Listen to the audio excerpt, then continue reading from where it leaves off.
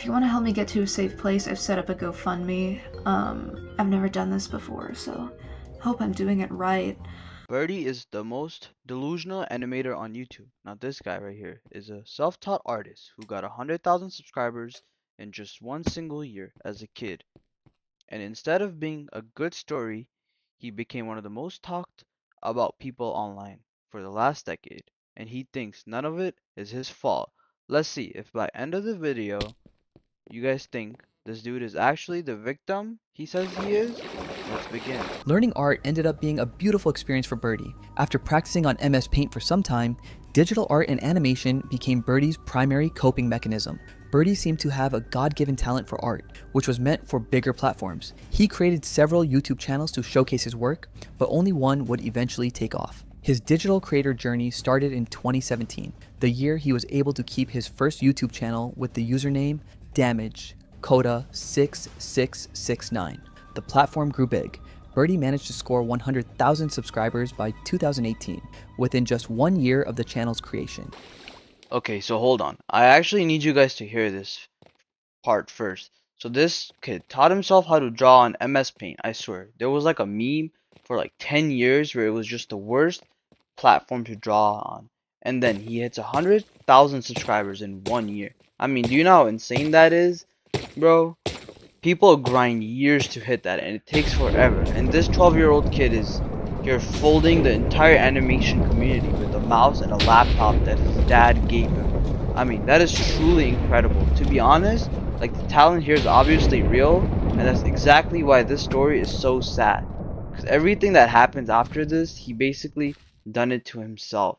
To be honest, keep that in mind because the guy with all the talent in the world is about to throw everything into a garbage can. These allegations took on a whole different meaning when Birdie posted a 2 hours long video on April 15th, 2024 titled "I'm Back." Before this, Birdie had disappeared from the internet completely for 3 whole years. His parents, who were noticing his obsession with the internet, decided to cut it off.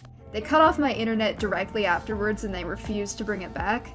This happened when I was 14 too, except when I was 14 I ended up having a psychotic break that lasted for months, and the Wi-Fi being out was most of the reason for it. Wait. 3 whole years, bro, vanished off the internet for 3 years, and then he comes back with the 2 hours video. I'm sorry, bro, but who's actually sitting and watching that whole 2 hours video? No one would do that. Here's the right thing. Here's the thing, though, okay? This is the video where I really think the delusion starts to kick in. The dude gets the internet taken away, and somehow, that's the reason for everything that went wrong. Not what he did. It was the Wi-Fi, apparently. I mean, I'll be honest with you, right? I've had my internet go out before. You know, I live in Texas in middle of nowhere, right? My internet is absolutely terrible out here. It wasn't until I got a Starlink where I actually started to be able to exist on the internet. But I will be honest with you. It doesn't really be this thing where you lose your entire mind over it. And look, this is the pattern you have to watch out for rest of this video right here, because every single bad thing has happened to him. It's not him doing it. It's like someone else holding the button for him. Never him. This guy does not know how to take accountability for anything. First thing that canceled me, the public eye? Good times. You know I was by Kitty Dog. I don't know why everyone hates this person, but 15 minutes in and it's like they're trying to win the award for most insufferable person ever. Holy shit. Yeah, bro. Good times. Like, are you serious? Are you kidding me? So this is the clip I obviously showed you guys at the very start, and now that you've got some context here, it somehow gotten even worse. He admits he did something bad, and then in the same breath is basically like annoyed about that. People are mad about it. I mean, if you look at that comment right there that I just showed 15 minutes in, this guy is trying to win the award for the most insufferable person ever. That's not even me saying it here. That's basically this guy's own audience turning on him. Here's the thing, right when you mess up, the normal human being would be like, okay, yeah, I messed up. Sorry. That was me. That's my bad. And then you learn from your mistake. You move on. You just continue with your life. Not everybody's going to forgive you because it's the internet. But the people that actually matter in your audience are going to forgive you eventually. You have to earn the right to get their forgiveness, and then you just move on. But it seems like this guy doesn't have accountability in his vocabulary. And this is only one clip that I'm showing you guys from that 2-hour video. Animation meme community confronted Birdie over the allegations, hoping for an explanation. None ever came. And the ones he provided in the video sounded more like excuses, which ended up being his followers' last straw. I regret defending you. I really thought you changed. The criticism and hatred against Birdie grew. People stopped believing in his statements because nothing he said aligned with his actions. The empire he had built using his sob stories was crushed to rubble by Birdie himself. Hell no, bro. When your own fans are saying that, you already know you have messed up. I regret defending you. I really thought you changed. Bro, your own fans, the people who were sticking up for you, start writing this under your own comeback video. That's how you know you messed up. That has to be game over. How do you make a 2-hour video trying to win people back and end up with less people that you started with? I mean, it's perfectly here. The empire he built off his sob stories got crushed to rubble by Birdie himself. Nobody else. And here's the part you need to keep in mind. Because when the excuses stopped working here, this dude came with a whole different plan. And that plan is where this completely just goes off rails.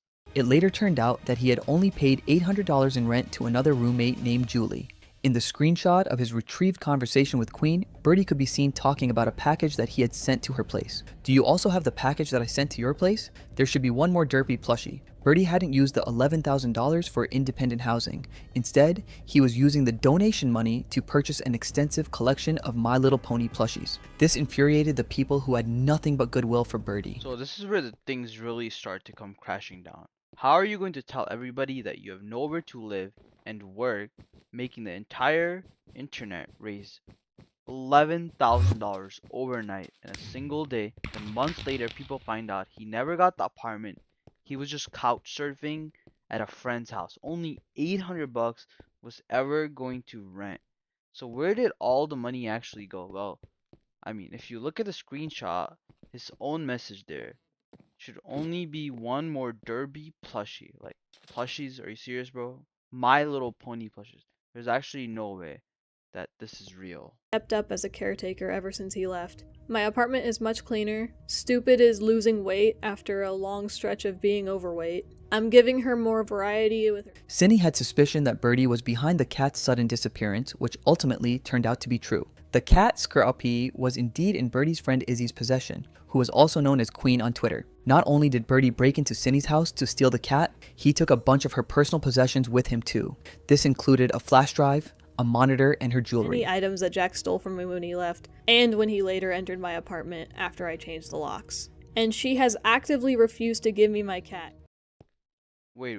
So hold on. After all of this, his old roommate changed the locks on her apartment, right? And Birdie apparently goes back in anyway. Who does that? I mean, the roommate literally changed locks. That should be like a sign for you.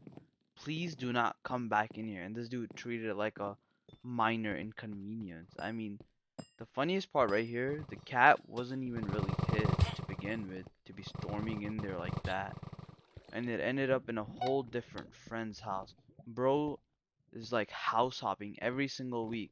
There's a new roommate, there's a new house. But anyway, go like and subscribe and click on the video on the screen because YouTube thinks you will like it. Have a great day.